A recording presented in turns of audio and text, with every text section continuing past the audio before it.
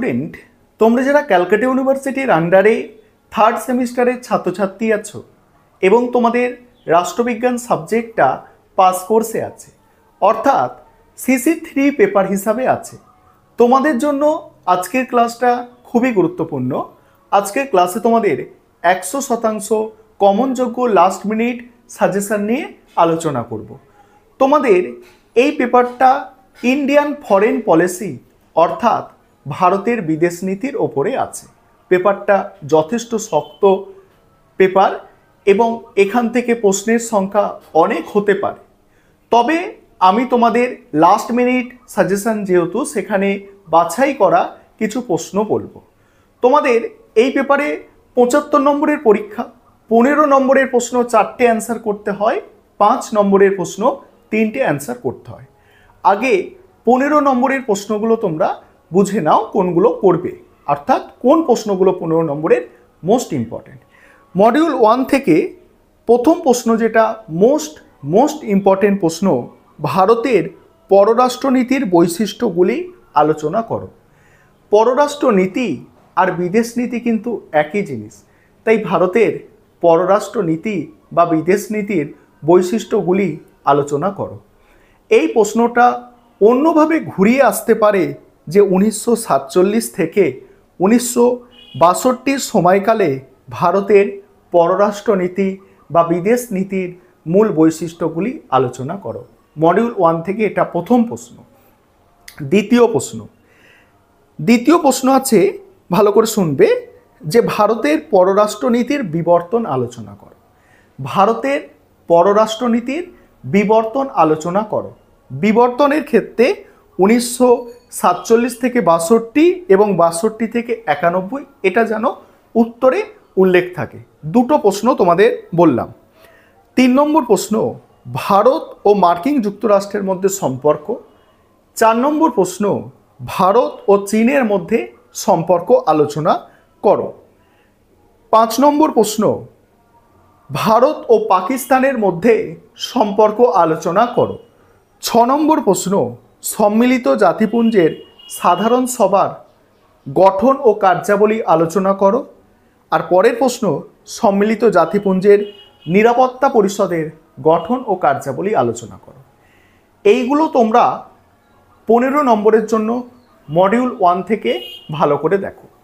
আরেকবার আমি রিপিট করছি, প্রথমে বলেছিলাম ভারতের পররাষ্ট্রনীতি বা বিদেশ নীতির বৈশিষ্ট্য, দ্বিতীয়টা বলেছিলাম ভারতের পররাষ্ট্রনীতি বা বিদেশ নীতির বিবর্তন, 3 নম্বর বলেছিলাম ভারত মার্কিন যুক্তরাষ্ট্রের মধ্যে সম্পর্ক, 4 নম্বর হচ্ছে ভারত চীনের মধ্যে সম্পর্ক, 5 নম্বর ভারত পাকিস্তানের মধ্যে সম্পর্ক, 6 নম্বর সম্মিলিত জাতিপুঞ্জের সাধারণ সভার গঠন কার্যাবলী, এবং তারপরে বলেছিলাম সম্মিলিত জাতিপুঞ্জের নিরাপত্তা পরিষদের গঠন কার্যাবলী।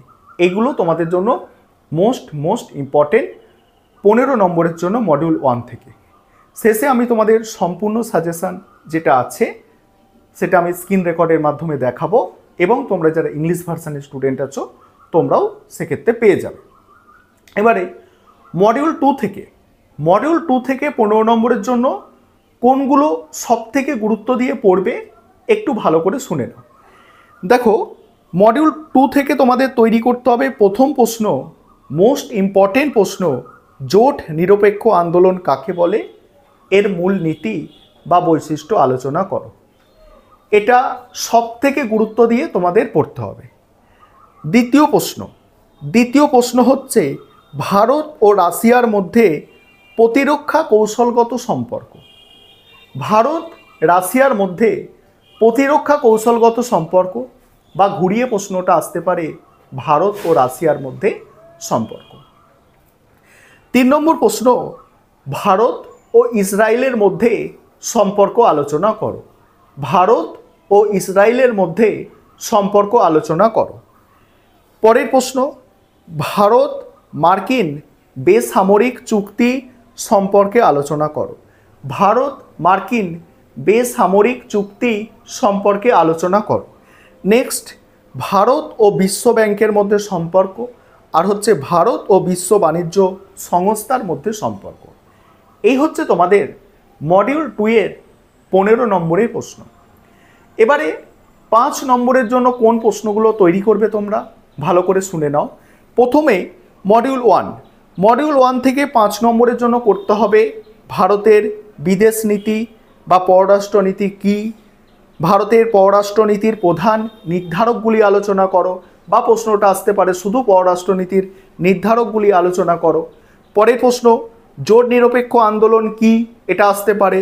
1947 থেকে 64 ভারত চীনের সম্পর্ক, এটা তোমাদের দেখতে হবে।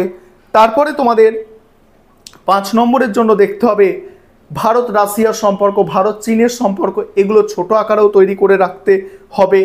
তারপরে তোমাদের দেখতে হবে ভারত বাংলাদেশের সম্পর্ক, ভারত ভুটানের সম্পর্ক, ভারত শ্রীলঙ্কার সম্পর্ক, এগুলো তোমাদের 5-এ তৈরি করতে হবে মডিউল 1 থেকে।